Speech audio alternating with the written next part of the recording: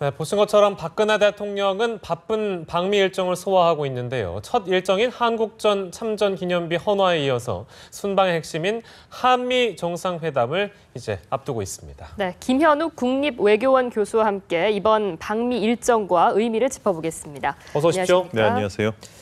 6.25 전쟁 참전 기념비에 헌화하는 것 시작으로 이제 일정을 시작을 했는데 그 영화 국제시장 보면 나오는 내용이었죠. 흥남 철수작전. 네. 그때 이제 피난민을 승선해라. 이런 결정을 내렸던 주인공의 가족들을 또 만났다고 하네요. 네, 예, 그 당시에 그 배 이름이 뭐였죠? 메르디스 빅토리오였는데 그 당시에 1등 항해사로 일했던 그 제임스 로버트 루니, 나중에 이제 제독이 됐죠. 그래서 그분도 만났었고 그분을 만나서는 이제 많은 한국인들이 당신 덕분에 살았다 이런 말씀을 하셨다고 해요.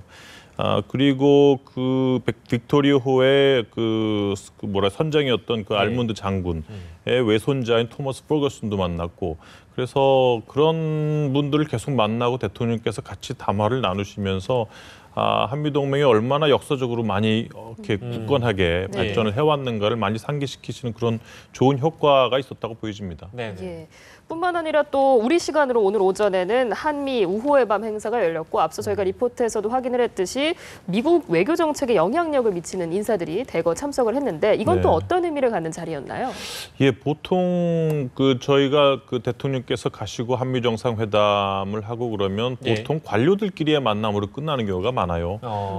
2013년도에 이제 상하원 합동 연설도 하셨지만 그것도 이제 국회의원들에 대한 어떤 연설이었기 때문에 이번에 한미 우호의 밤 행사는 뭐 캐리 장관을 비롯해서 미국의 주요 이제 트랙 원 관료들 분들도 많이 나오시지만 동시에 거기 그 여론주도층 학자들 이런 분들도 많이 나온단 말입니다. 그래서 이런 분들이 같이 한미 우호의 밤을 하고 같이 섞이고 얘기를 하면서 그 한국과 미국이 어떤 그 정부 차원에서 얘기하지 못하는 그러한 얘기들도 얘기할 수 있고, 그래서 많이 그 트랙 1, 트랙 2 차원에서 같이 돈독한 관계를 다시 한번 좀 굳건하게 강화하고 이제 확인할 수 있는 그런 자리다. 그런 의미가 있을 수 있다고 보여집니다. 네.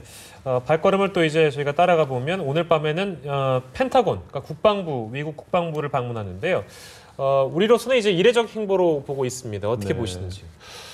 예, 이번에 한미 정상회담을 가시면서 이제 가장 큰 과제가 역시 한미 동맹이 상당히 굳건하다는 것을 보여줘야 된다는 거였거든요. 물론 한미 동맹은 매우 굳건합니다. 근데 굳건하지 않고 뭐 중국 경사론이 이상한 얘기들이 나왔기 때문에 결국 그게 사실이 아니더라도 이제 바로잡을 필요는 있는 거거든요. 그래서 전에 이제 이명박 대통령께서 펜타곤을 한번 방문하셨고, 당시에는 이제 탱크룸을 방문을 하셨는데 이번에는 이제 탱크룸보다는 이제 그 펜타곤 자체를 방문을 하시면서 거기에 있는 이제 미군 그 장군들이나 이제 군인들과도 대화를 하시고 사진도 찍고, 그리고 이제 한미 연합 태세에 대해서 이제 브리핑을 받으시겠죠. 이제 그러면서 실질적으로 이제 한미 양국이 특히 미국 펜타곤이 그 한반도의 어떤 연합 태세에 대해서 어떤 지금 전략이나 태도를 가지고 있는가를 좀 직접적으로 들을 수 있는 그런 좋은 기회다라는 점이고요. 두 번째는 조금 아까도 말씀드렸다시피 그 이미지죠. 중요한 이미지죠. 아무리 굳건하더라도 이거를 사람들이 제대로 인식하지 못하면은 또 이게 그게 또 많이 힘든 거니까, 그래서 이런 면에서 또 중요한 의미가 있다고 보여집니다. 중국 경사론도 불식하고 한미 동맹도 굳건하게 다질 수 있는 기회가 될 것 같은데요. 그렇다면은 중국 입장에서는 지금의 상황을 어떻게 바라보고 있을까요? 그러니까 중간에 좀 시간 간격이 있긴 했지만 중국 열병식 참석 후에 미국을 간 거잖아요. 중국의 생각은 어떨까요? 글쎄 당연히 우리 박근혜 대통령께서 중국 열병식에 참여를 해서 미국이 기분 나쁘고, 뭐 미국에 와서 한미 정상을 해서 중국이 기분 나쁘고, 이런 좀 인식은 우리가 좀 하지 말아야 될 것 같아요. 너무 좀 뻔한 얘기고, 그 댄 러셀 이번에 차관보 같은 경우도 한중 관계와 한미 관계가 상당히 좀 제로섬 게임이 아니다. 건설적인 중국과의 협력 관계를 미국도 지향한다 이런 말을 했고. 중국 역시 그 자국이 어떤 미국과의 원만한 관계를 위해서는 그 한미 관계를 또 인정을 해줘야 하는 그러한 상황이기 때문에 아마 이런 부분에 있어서 뭐 중국이 크게 우려를 할 필요는 없는 것 같아요. 구체적으로 이유를 들면 예.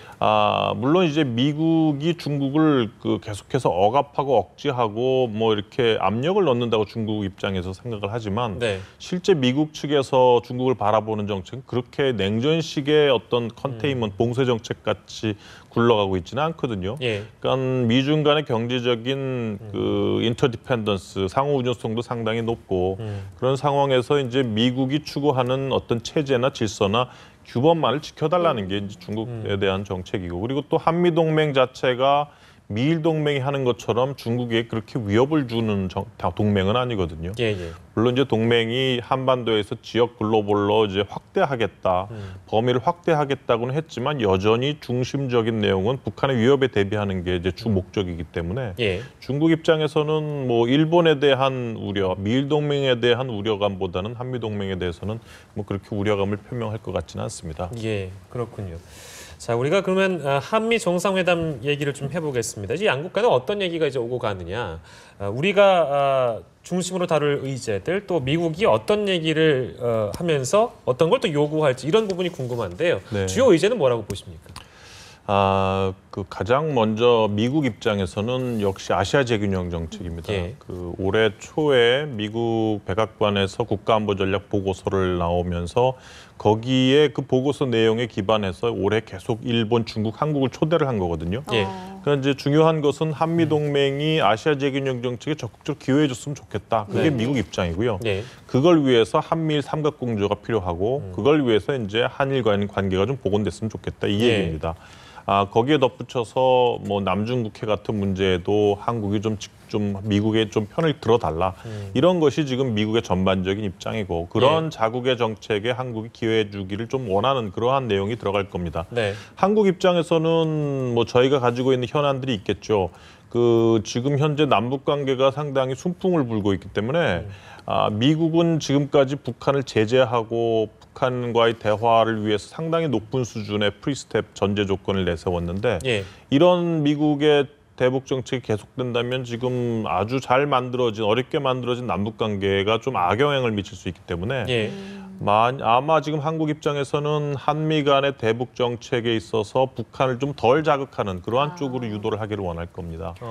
그리고 또 하나는 아마 TPP 문제겠죠. 경제 문제. 예, 네. 지금 TPP가 이제 타결된 지 얼마 안 되고 각국 특히 미국 같은 경우도 국내 의회에서 이제 추후 승인 문제가 남아 있기 때문에 예. 지금 TPP 문제를 미국에 거론하는 것이 적절한 시점이냐 이런 얘기도 있었는데. 예. 그 내년이면 이제 미국이 또 대선 분위기고 그리고 내년 되면 한미 간의 정상회담이나 뭐 기회가 없습니다. 예. 네. 이번에 확실히 좀 얘기를 미리 좀 실제적으로 이제 해두는 게 마지막 예, 시기니까요. 예, 그런 문제가 있고 또 하나는 뭐 전투기 기술 이전 문제인데 이거는 글쎄요 어떻게 될지 저는 잘 모르겠습니다. 아마 뭐 국방장관이나 뭐 대통령께서도 말씀을 하시겠지만. 네. 그게 이 핵심 그 전투기 기술, 뭐 레이더 기술을 비롯해서 한 4가지 기술이라고 나오는데 네. 이것을 미국이 제3국가에 이전을 한 예가 없다고 해요.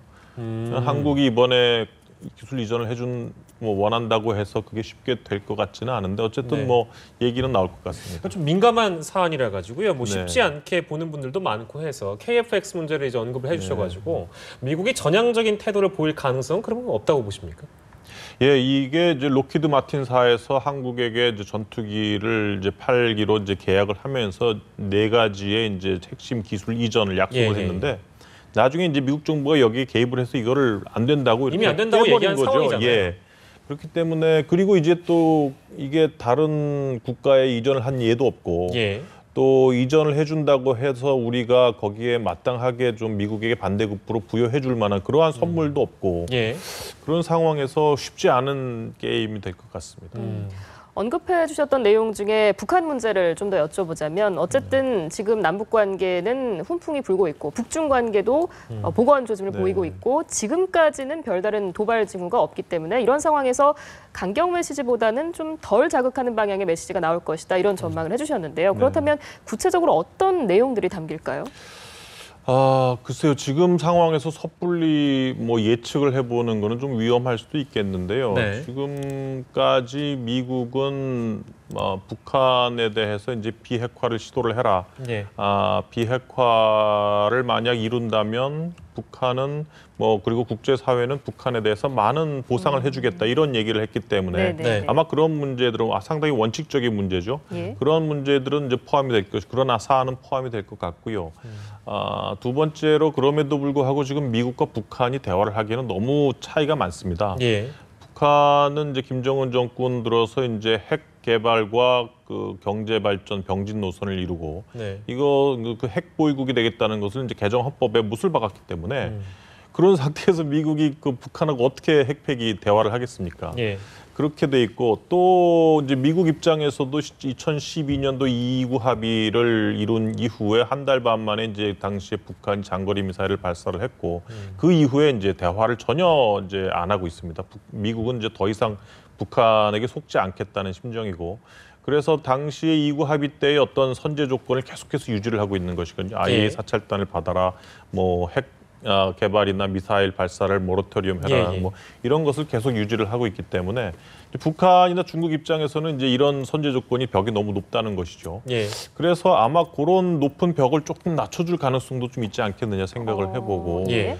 그 정도가 해볼 수가 있겠죠. 좀 더 구체적인 어떤 기발한 어떤 긍정적인 인센티브가 어떻게 나올지는 한번 두고 봐야 될 것 같습니다. 알겠습니다. 한미 간의 공동 성명까지 저희가 좀 예상을 해봤고요. 오늘 말씀 여기서 정리하겠습니다. 지금까지 김현욱 국립외교원 교수였습니다. 고맙습니다. 네, 감사합니다.